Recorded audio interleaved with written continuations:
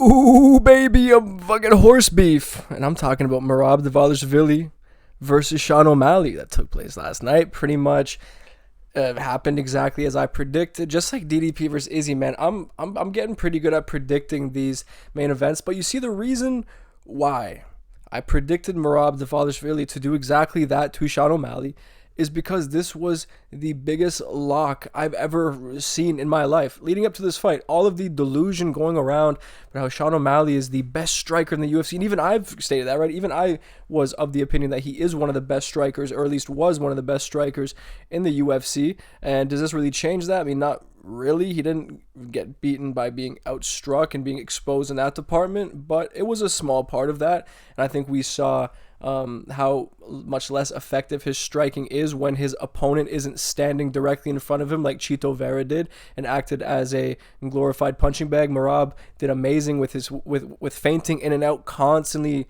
and you could tell he just had Sean O'Malley's brain completely overridden with information. And one thing that I want to bring up as well is that I kind of feel bad for Sean O'Malley, right? In a sense, because he seems like this introverted guy who has not a whole lot of personality, but dresses and, you know what I mean, presents himself in a certain way to overcompensate for his lack of personality. Then you have Dana White pushing him as the next big star. You know, you have all of these expectations being put on him to carry what is supposed to be the biggest card and the most groundbreaking sporting event of all time. And did it turn out to be great? Yes, the event was great, but it wasn't because of Sean O'Malley, and it wasn't even because of the co-main event. It was because of, you know, not even the amazing visuals and production. Yeah, the visuals were cool, but ultimately I don't give a shit about any of that. I care about good fights, and the undercard performers deliver that. This card legitimately has 4 fight of the year contenders on it. So the fact that I'm seeing sentiment going around the MMA community expressing that this card was crap just because the co-main and main events were crap. I mean, first of all, I don't even think that the main event was crap. I think it was a pretty good fight. In all honesty, I've seen far worse championship fights. I would actually say that Bilal Muhammad versus Leon Edwards was more boring than this, and it was also very reminiscent to this performance, seeing the supposed quote-unquote sniper, highest level strikers in their divisions getting completely outclassed by dominant pressure grapplers. And to some extent, we even saw that with Dricus du Plessis in his performance over Izzy, although it wasn't just the grappling that got it done. It was the overall well-rounded skill set that he does have and his ability to mix it up. But still, we have seen championships change hands very frequently recently, and I just think that we've reached this paradigm shift where the right contenders are being given the opportunities and the obvious results are taking place as a result, right? Once Alex Pereira gets a real test against a stylistic mismatch, we might end up seeing the exact same thing take place, right?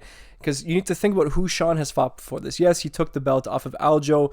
Very, very fortunate circumstances for Sean O'Malley making Aljamain Sterling turn around so quickly. And then of course you had the moment where Tim Welch was shouting instructions at Aljamain Sterling, which eventually led to him overextending, making a mistake and getting caught by Sean.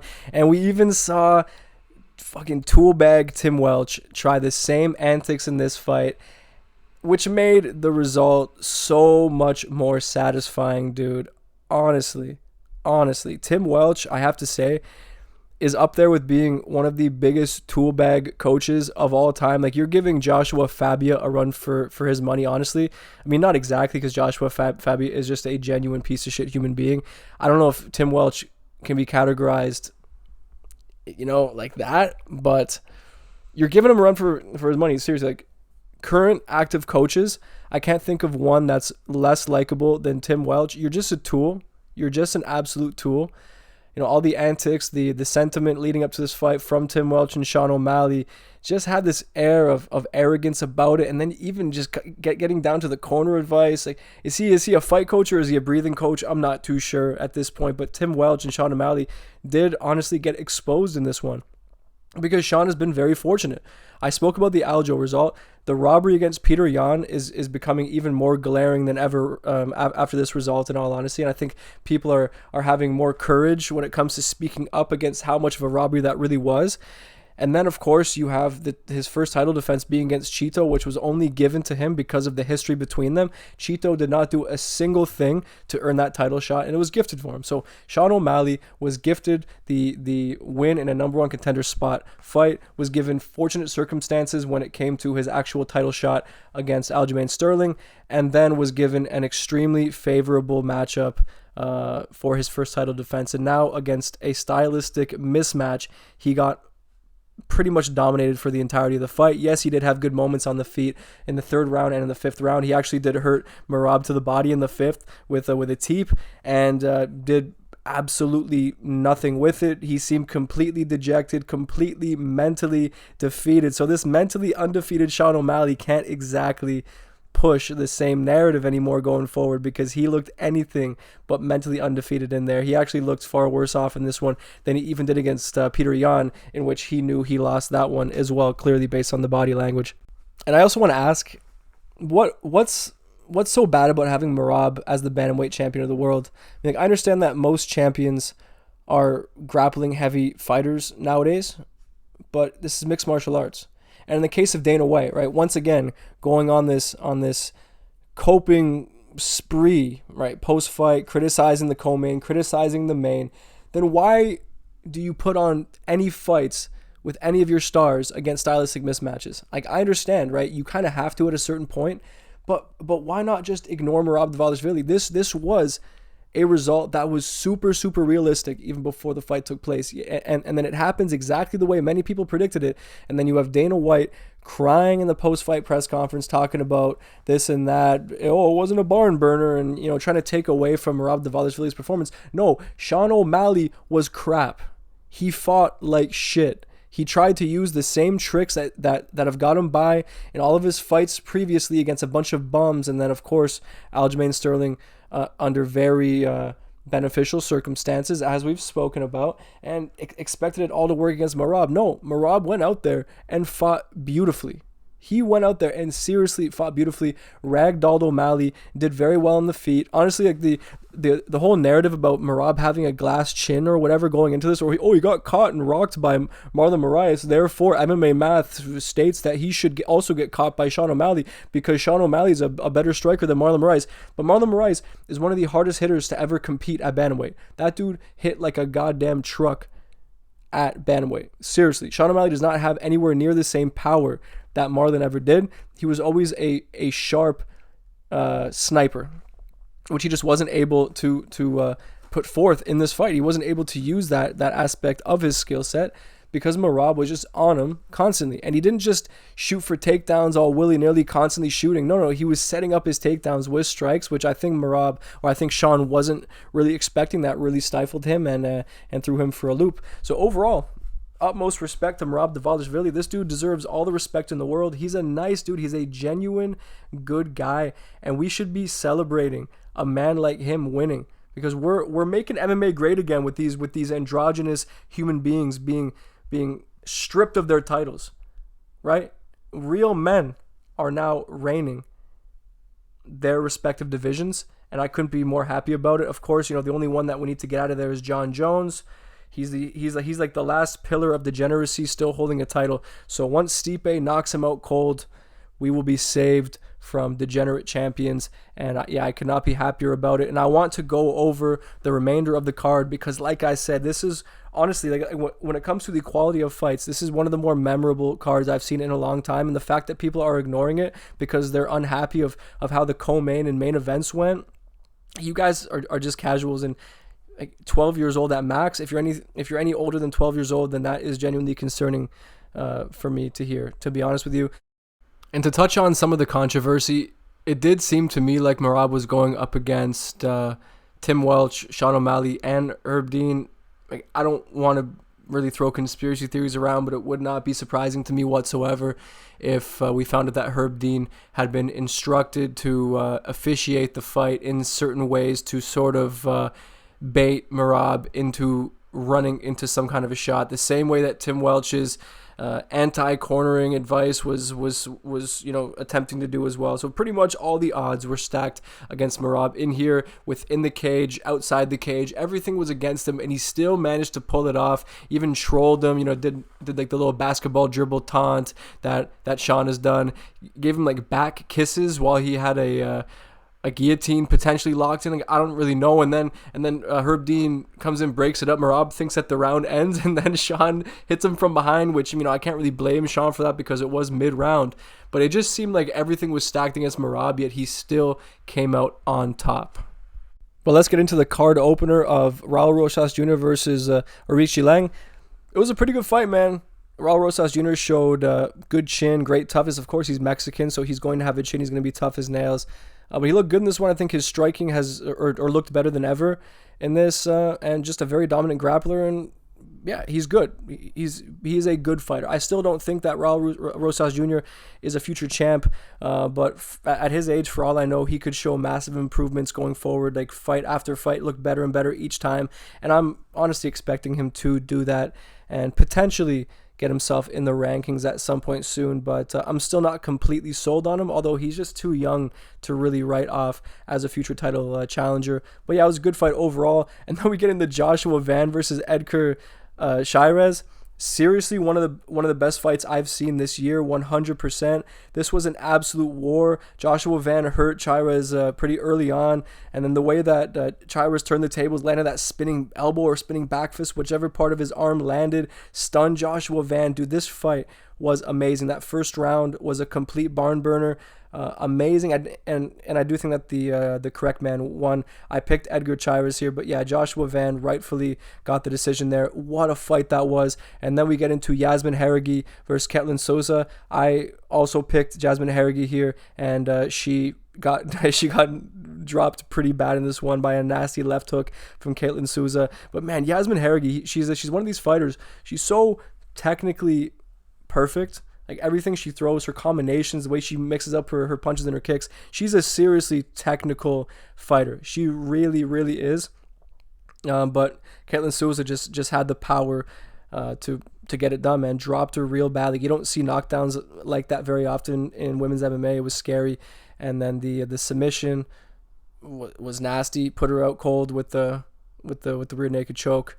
Yeah, it sucked to see Haragi go down like that because I am a fan of hers. I think she's just a lot of fun to watch, and it looked like she was getting the better of most of the exchanges. But yeah, Sousa just has that Jessica Andrade factor and can just get the fight done at any moment. These stocky Brazilian ladies are just different animals, dude. God, great fight too, in all honesty. Manuel Torres versus Ignacio Bahamondes. I did pick Bahamondes here, so I got that one right. What a fucking striker he is, dude. He's so clean. Those step back, like, pull counters just out of range, and then countering Manuel Torres at will. He was getting clipped at first, but I knew that Bahamondes would get the better of him in the striking, and just looked so good. He's honestly one of the more enjoyable strikers to watch, I think, at lightweight right now, maybe even in the UFC. And then we get into Irene Aldana versus Norma Dumont. Now, I have to tell you guys, I picked Irene Aldana here, and I didn't pick with my brain. I picked with my heart, man, because I love Irene Aldana. She's one of my favorite female fighters, and she's been that way for a long time. Like, I even picked her against Nunes way back when they were booked to fight each other, against my better judgment, of course. But I will always back Irene Aldana because she's an absolute dog, and she proved this here. But Norma Dumont is legit. She throws bombs. She's tough as nails. Pretty good cardio too. Even when she was fading, she was still biting down the mouthpiece and throwing back against Irene. But the cut that was opened up by the clash of heads, and then the subsequent damage done to that cut, dude, that's one of the nastiest things I've ever seen in MMA. Probably the nastiest thing. I have never seen an injury that gross. Maybe just the clip where that guy like snapped his femur or whatever in some like lowly organization. Maybe has this one beat, but just the visual of it, dude. I saw the close up of her cut being inspected backstage, and that is the nastiest thing I have ever seen. That is honestly disgusting. You'd usually have to like seek out some shit like that on the deep web to find something as gross as that cut. So like Irene Aldana to have had that cut opened up and then continue to fight and make the fight somewhat competitive, never getting dropped, never even looked like she was out of the fight whatsoever. What a dog she is. She's one of the toughest ladies to ever compete in MMA, and this fight in and of itself was another fucking fight of the year contender, which is wild. But let's just get to the main card too, because there were some bangers on this as well. Ronaldo Rodriguez versus Ode Osborne. This fight was surprisingly amazing. Like, I expected it to be good, but I didn't think it would be this good. Ode Osborne dropped Ronaldo Rodriguez with a counter right hook. At one point, dropped him really bad. Sunk in a nasty triangle choke that Rodriguez was in for like over a minute, and it was a tight triangle choke. He fought out of it, made it a great fight. And Ode Osborne is seriously legit. The fact that he has a 12-8 record, it doesn't really tell the full story. I feel like he's so skilled. He's so skilled, but it shows the level of skill that you actually have to be at in the UFC. Like, you just need to have a bit of everything to be a top contender. So like, just based off what I witnessed, man, the skill set alone, Ode Osborne is so good, but Ronaldo Rodriguez is just such a dog, man. To fight out of those positions, the nasty ground and pound from Rodriguez did win him the fight. He did have moments on the feet as well, but he looked significantly slower than Ode Osborne, but got it done, got the decision. Deservingly as well. And then once again, we have another fight of the year contender right there. But then we get into what is probably not only the fight of the night, not only very possibly fight of the year, but like Joe Rogan was saying after the fight was finished, one of the best fights I've ever seen live. This seriously was one of the better fights I've ever seen. When Ribovic rocked Zellhuber, I thought the fight was over. Daniel Zellhuber somehow survived. He's against the cage, rope-a-doping, throwing shots of his own, right, with his back against the fence. Every round of this fight was incredible. Big respect to both men. They better have gotten like the biggest bonus that you could possibly have handed out on this night. But both men deserved a win here, honestly. Like, yes, Ribovic probably did deserve the decision, but Zellhuber deserves like a Purple Heart for the amount of courage he showed in this one, man. Like, honestly, what a performance from both men. This fight is one that I will honestly never forget.